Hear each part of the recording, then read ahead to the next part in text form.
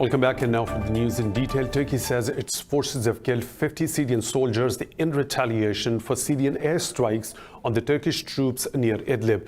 In a statement, the defense ministry said 2 Turkish soldiers were killed and 5 others wounded in the airstrikes.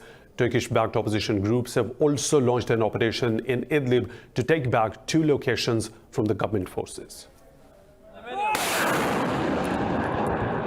The attacks come a day after Turkish President Recep Tayyip Erdogan warned of an imminent Turkish military offensive in Idlib, where Syrian forces backed by the Russian air power have mounted an offensive to capture the region. Earlier this month, 13 Turkish soldiers were killed in Syrian attacks. Turkey has 12 observation posts in Idlib as part of a Turkey-Russia deal, but Ankara's forces have come under attack this month from Syrian forces. Russia's defense ministry says Ankara must stop providing artillery support to the rebels fighting government forces in Northwest Syria. The United Nations says the conflict in Northwest Syria has forced people to flee from their homes in horrendous conditions. During a Security Council briefing, the head of the UN Humanitarian Affairs, Mark Lowcock, said the unfolding catastrophe in Idlib has overwhelmed aid efforts. Lowcock said people are riding on trucks in below freezing temperatures because they have no safe place to go. The UNA chief repeated the call for an immediate ceasefire and international humanitarian law to be respected in Syria. The international body has urged Turkey and Russia to reduce conflict in Idlib. The UN envoy for Syria, Jay Patterson, said as sponsors of the Idlib de-escalation plan, Turkey and Russia must find a way to calm the situation. The continuing offensive has displaced 900,000 people since last December. Indian occupation forces have reportedly killed 70 Kashmiris since New Delhi revoked the region's autonomy on the 5th of August. Nearly 950 people were critically wounded during the demonstrations in the occupied valley. Over 13,000 people have been arrested by Indian forces as the curfew and the communications blackout entered its 200th day. Hundreds of politicians and Kashmiri activists were also detained by Indian forces. International, regional and domestic bodies including the UN, EU, OIC and the US Congress has condemned Indian atrocities in Kashmir. On 10th of January, the Indian Supreme Court ruled the communications blackout in occupied Kashmir as unconstitutional. But New Delhi hasn't allowed any foreign media or human rights body access to the area to see the valley's on-ground situation. US congressmen have expressed concern over the grim situation in occupied Kashmir during the visit to India. Congressmen Amit and George Holding urged the Indian government to release political detainees and restore normalcy in the territory. Speaking to the media, Amit said they were keen on bringing a US congressional delegation to the occupied valley. Barra said they have expressed their concern on the continued detention of political leaders in Kashmir by the Indian government.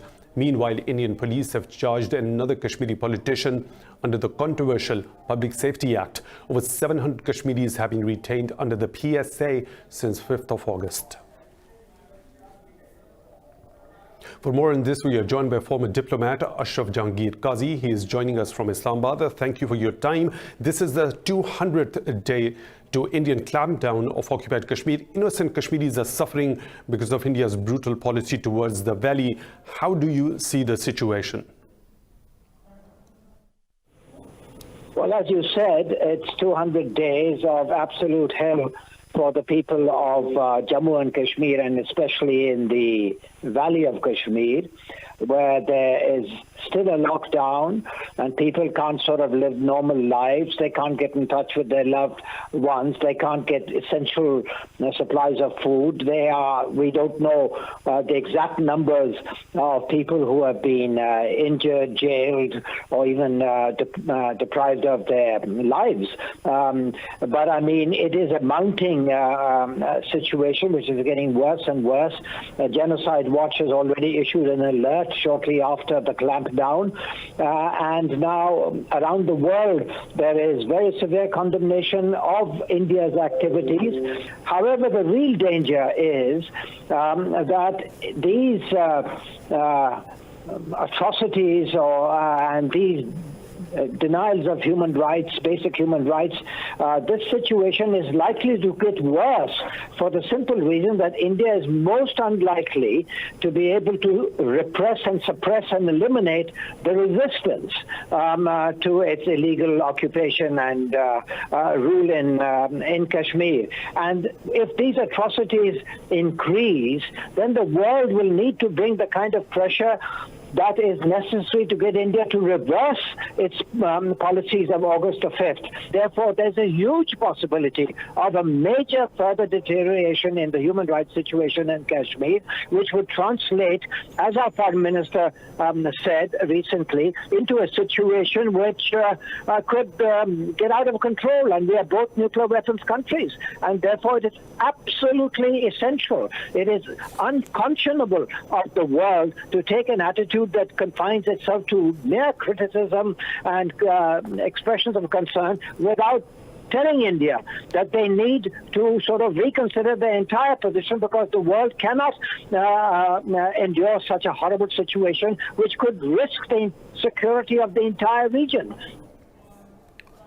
Mr. Qazi, Pakistan has always been close to Kashmir, a cause, and since August 5, Pakistan has been trying hard to approach different international forums to highlight the issue. What more can be done diplomatically to resolve the issue? Well, number one, Pakistan has to keep up its good work. The United Nations Secretary General recently visited Pakistan and made some very encouraging statements. The United Nations Secretary General is a very important person. You know, he's the head of the Secretariat. And under the Charter, if he is concerned about a specific situation threatening the peace in that region and beyond that region, he can himself bring that situation to the notice of the Security Council, asking for it to meet and deliberate on this subject and to come up with measures to address this situation. I think that under Article 99 of the Charter of the United Nations, the Secretary General has that. So he's come here, he's engaged with many conversations, he's met with a whole lot of people from the Prime Minister onwards and all, including the Chief of Army Staff, including the President of Azad Jammu and Kashmir. And so he has now got a personal feel for the situation, and we need to work on that. We need to work on the other institutions of the United Nations, including the International Court of Justice. That was Ashraf Jahangir Qazi, former diplomat. He joined us from Islamabad. Thank you for your time. Now moving on, Beijing has objected to the visit of Indian Home Minister Amit Shah to a disputed area in the eastern sector of China-India boundary. Foreign Ministry spokesperson Gang Shuang says the visit violated China's territorial sovereignty and sabotaged mutual political trust. Gang said Beijing never recognized India's so-called Arunachal Pradesh state. He urged New Delhi to stop taking any action that may further complicate the border issue. Gang also asked the Indian side to take concrete actions to uphold the peace and tranquility of the region. China claims Arunachal Pradesh is part of southern Tibet. In Germany, at least 11 people, including the gunman, have been killed after two separate shootings at shisha bars in the western city of Hanau. Federal prosecutors say they are treating the case as a terrorist incident. Authorities say the gunman was a 43-year-old German. He was found dead at his home along with the body of his mother. Some of those killed were believed to be of the Turkish origin. Speaking in Berlin, Chancellor Angela Merkel said there are multiple clues that the gunman acted on racist, right-wing motives. The attack comes amid growing concerns about far-right violence in Germany. In China, 114 people have died in the last 24 hours from the new coronavirus, bringing the death toll to 2,118. The National Health Commission says nearly 600 new cases have been reported in Wuhan, bringing the number of infected people to over 74,000, more in this report. The death toll from the Delhi coronavirus has risen every day since it first appeared in late December in Hubei province, China. Today, health officials in Iran say 2 elderly people have died from the virus in the city of Qom, the outbreak's first fatalities in the Middle East. In Japan, state media says 2 passengers have died on a quarantined passenger ship moored in Yokohama. Following the US, UK, Canada, and Australia, Hong Kong too has now removed its citizens from the vessel.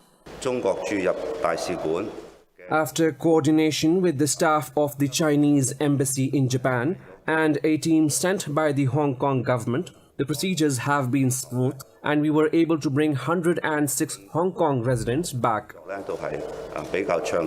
Against a backdrop of rising hysteria surrounding the COVID-19 virus, the World Health Organization has praised progress made in the struggle against it.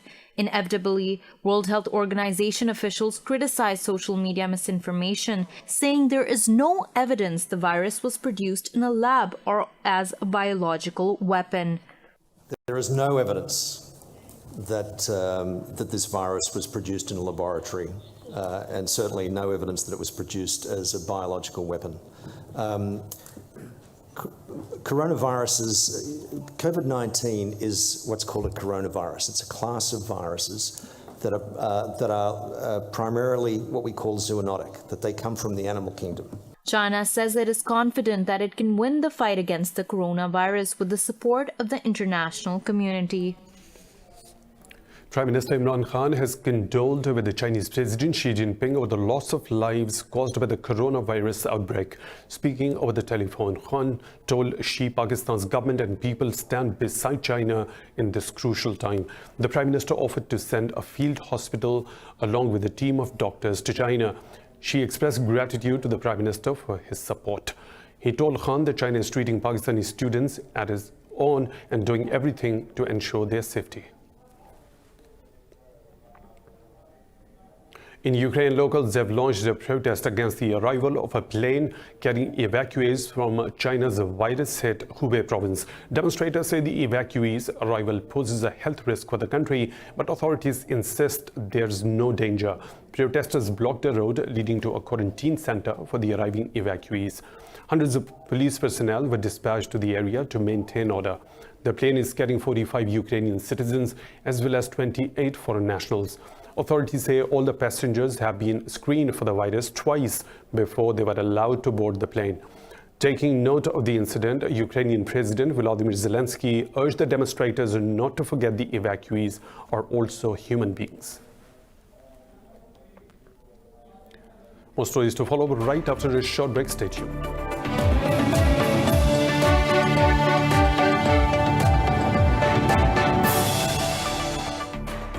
Welcome back. In South Sudan, President Salva Kiir and rebel leader Riek Machar have agreed to form a unity government as part of a 2018 peace deal.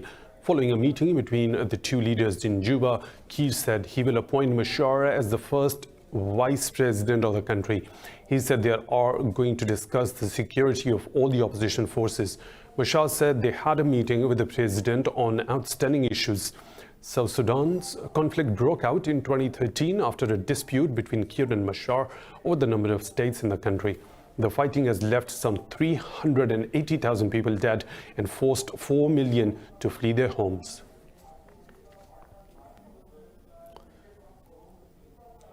Iran is to hold parliamentary polls tomorrow to elect 290 lawmakers for its legislative assembly. State media says the campaign has officially ended a day before the vote. Over 7,000 candidates are contesting for 290 seats across 31 provinces. Iran's Guardian Council rejected about 6,850 out of 14,000 applicants. The council said they anticipate 50% of the people to participate in the elections. On Tuesday, Supreme Leader Ayatollah Ali Khamenei said casting votes is a religious duty, but some prominent pro-reform politicians and activists in Iran have called for a boycott of the elections. In the US, a billionaire presidential candidate Michael Bloomberg made his first appearance at the 9th Democratic debate in Nevada. The former New York City mayor was criticized by the Democratic opponents during a fighty debate 3 days before Nevada's presidential caucus. More in this report. The bid for US presidential polls has started with all candidates trying to prove their nomination. 6 Democratic presidential candidates came out swinging in all directions in Nevada, but billionaire Michael Bloomberg was the main target. It was Bloomberg's first TV appearance since he announced his candidacy in November last year. Bloomberg said he is investing his money to get rid of Donald Trump, terming him the worst president. He also apologized for his stop and frisk policies during his mayoral tenure. I've apologized, I've asked for forgiveness, but the bottom line is that we stopped too many people, we stopped too many people, and we've got to make sure that we do something about criminal justice in this country. There is no great answer to a lot of these problems. Bloomberg's opponents criticized his record on race and history of sexist comments. Senator Elizabeth Warren said Bloomberg has harassed women, discriminated against them, and then covered it all up with non-disclosure agreements. Former Vice President Joe Biden also criticized Bloomberg for his treatment of women. I'd like to talk about who we're running against. A billionaire who calls women fat broads and horse-faced lesbians. And no, I'm not talking about Donald Trump. I'm talking about Mayor Bloomberg. Democrats are not going to win if we have a nominee who has a history of hiding his tax returns. Bloomberg seemed nervous and hesitant in a rough debut before national audience. The U.S. presidential elections are scheduled for November this year. U.S. Secretary of State Mike Pompeo has met Saudi Arabia's King Salman bin Abdulaziz during his 3-day visit to the kingdom. Earlier, Pompeo said during his time in Saudi Arabia, he will speak with the kingdom's leadership about the security issues and Iran. Pompeo said the economic relationship between the two countries will also be discussed. He said he will discuss continued need to stand together to counter Iran's behavior in the region. The state secretary also met his Saudi counterpart, Prince Faisal bin Farhan. Pompeo will depart for Oman after his visit to Saudi Arabia. Georgia has blamed Russia for a large-scale cyber attack last year that knocked the country's 2,000 websites offline.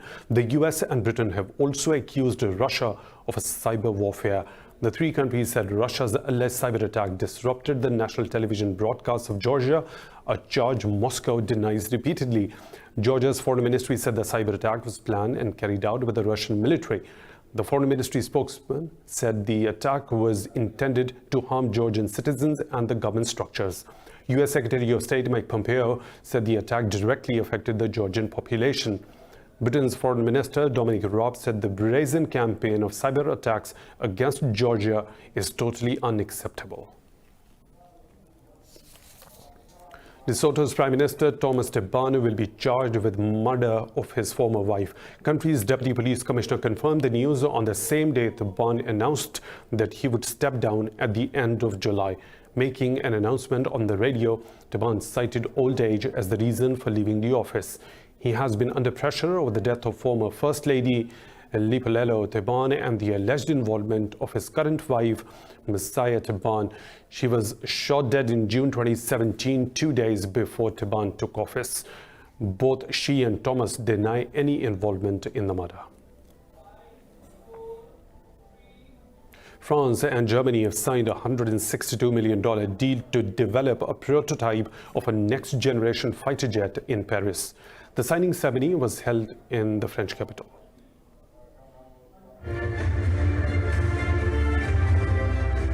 Dassault Aviation and Airbus will build the jet, which is likely to be operational from 2040. The new aircraft will replace Dassault's Rafale and Germany's Eurofighter warplanes over time. Spain is party to the initial phase and will formally join the project later in 2020 with an investment of about 50 million euros.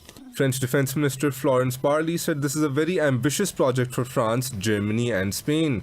The project's financing was approved by Germany's parliament last week. The new Future Combat Air Systems contract includes initial research and technology for the jet, the engine, drones, and an air combat cloud. The prototype will be built with a total investment of about 4 billion euros before it is completed in 2026. Tunisia's Prime Minister Elias Fakhfakh has named a new coalition government after reaching an agreement with the opposition Ennahda party. The move could end 4 months of political paralysis. Farquhar said he wants a government based on the values of the 2011 revolution that will address unemployment and improve public services.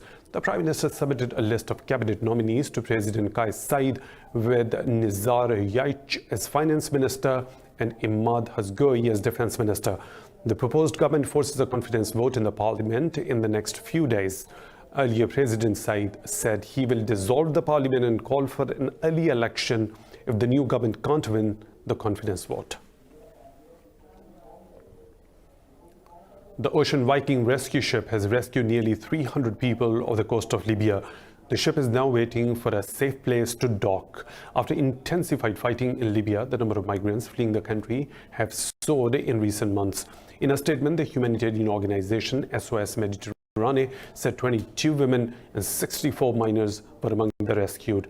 The International Organization for Migration has said over 1,500 illegal immigrants have been rescued off the Libyan coast in 2020. Really stood out for me from this morning's rescue was just how incredibly distressed the people were as we were taking them on board. Many of the women collapsed onto their knees. They were unable to walk, unassisted, unable to move, uncontrollably crying, evidently having been through a huge amount. An Australian express train went off the rails near the Victorian town of Wallen, killing 2 people. Police says several others were also injured in the incident. Emergency services say they have treated the wounded at the scene, with some shifted to the hospital. Officials said at least 5 carriages were derailed in the accident. It was unclear what caused the train to derail. The train was reportedly carrying about 160 passengers. Australia has set up a national inquiry into its 5-month-long bushfire crisis. It affected 3 in 4 Australians and prompted widespread criticism of the government for its sluggish response. A poll found confidence in the federal government decreased by 10.9% since October to 27% in January. Prime Minister Scott Morrison has defended his actions by pointing to regulations requiring states to formally request federal assistance. He claimed he worked in a constitutional grey zone by deploying thousands of troops and reservists to assist in the bushfire recovery. He said there were currently no powers to declare a national state of emergency to trigger direct federal government responses. Today, the Governor-General issued letters patent to establish the National Royal Commission into the Black Summer fires.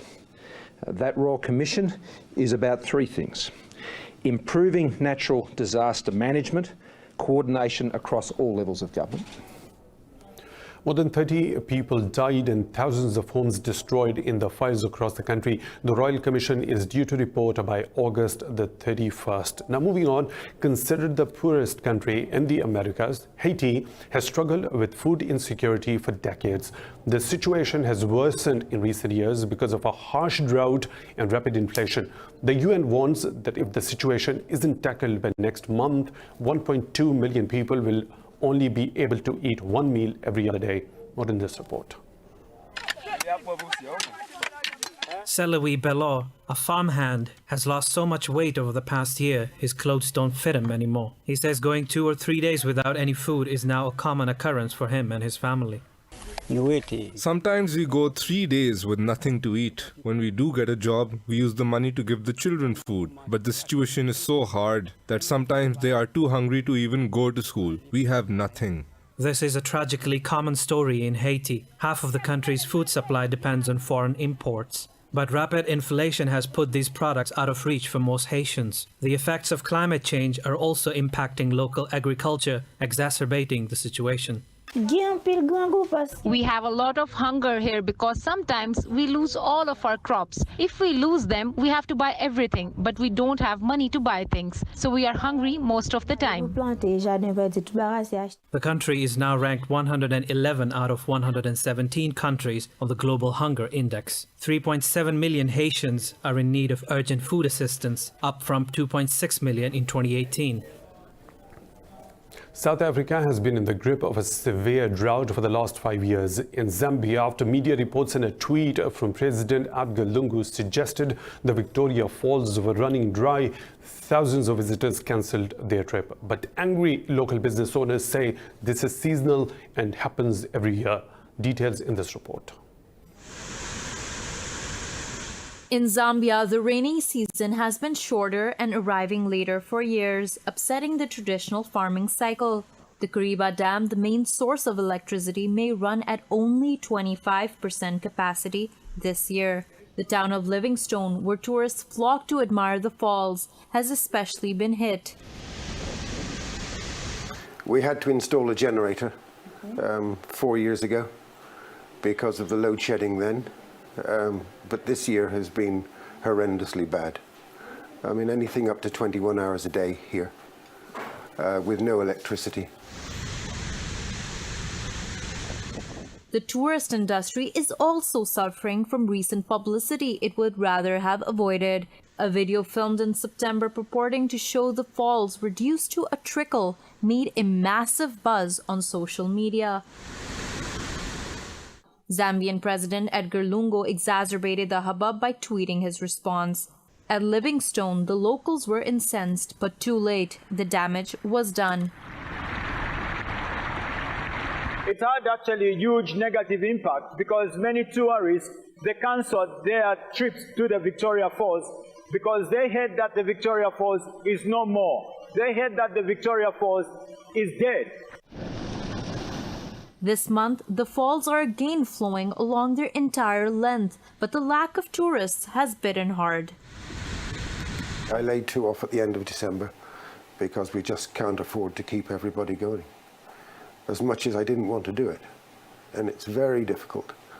You know, they've got families, they've got kids at school, they've got mouths to feed, but I had no choice, absolutely no choice. The once busy site is now deserted, with tourism in the area dropping 25% this season. An international team of scientists has warned the world risks losing most of the West Antarctic ice sheet. They said reversing the ice sheet melt will be impossible, and once the threshold is crossed, the process cannot be stopped. More in this report. The melting of the world's polar ice caps is hardly a secret, but a new study has revealed the true extent of the danger this phenomenon poses. A scientist who was part of the study says, if action isn't taken soon, stopping this process won't be possible. So what we're seeing with the West Antarctic ice sheet is that the starting of the melt, once we reach a certain threshold, will continue despite our efforts to stop it. On 6th February, the temperature in Antarctica was recorded at 18.3 degrees Celsius. This is the highest temperature ever recorded on the South Pole. Climate scientist Zoe Thomas warns even a slightly higher temperature could cause an extreme rise in global sea levels. This could lead to a worldwide exodus of climate refugees. But what we will see is a gradual increase in the sea level over tens of hundreds of years, and this will gradually displace people as it goes. We know that this is already happening in small island communities, and this will just continue to happen gradually. What's worse is that this melting ice also contains carbon dioxide that's been trapped in it for millennia. As the ice sheets melt, the carbon dioxide will also be released into the atmosphere, further accelerating climate change.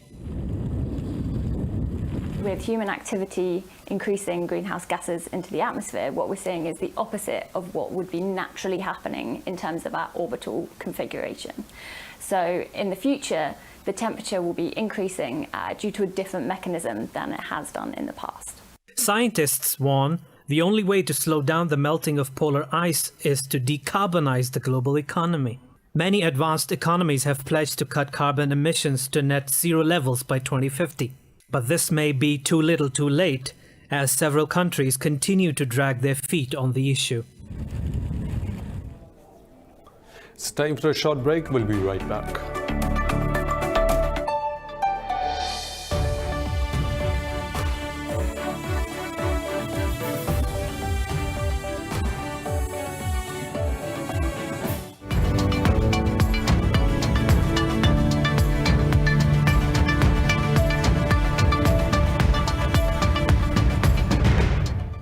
The new coronavirus outbreak in China and other countries has alarmed global powers as fears emerge over its economic impact. Monetary institutions, the European Union, and several major economic stakeholders have expressed concern over the financial shockwaves caused by the crisis.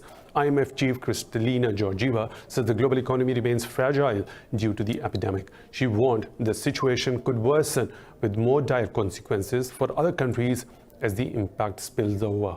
Meanwhile, European Commission Trade Chief Phil Hogan said the virus may delay trade deal with China amid deferred talks.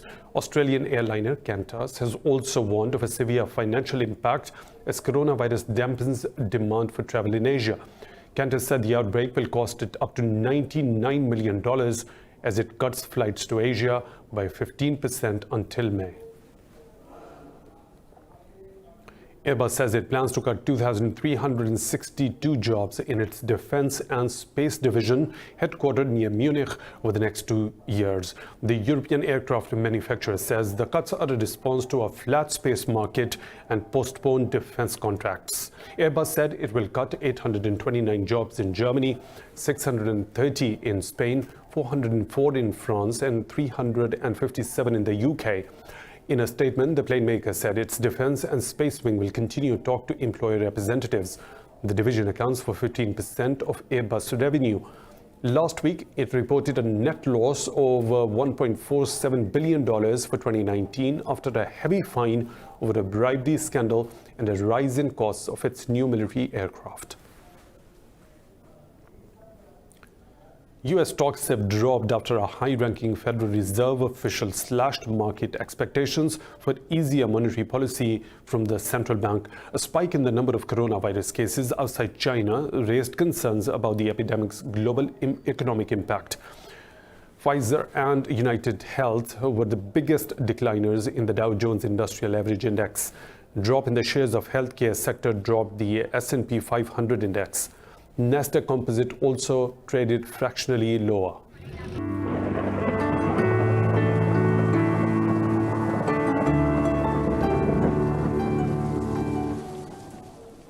Another weather situation from around the globe.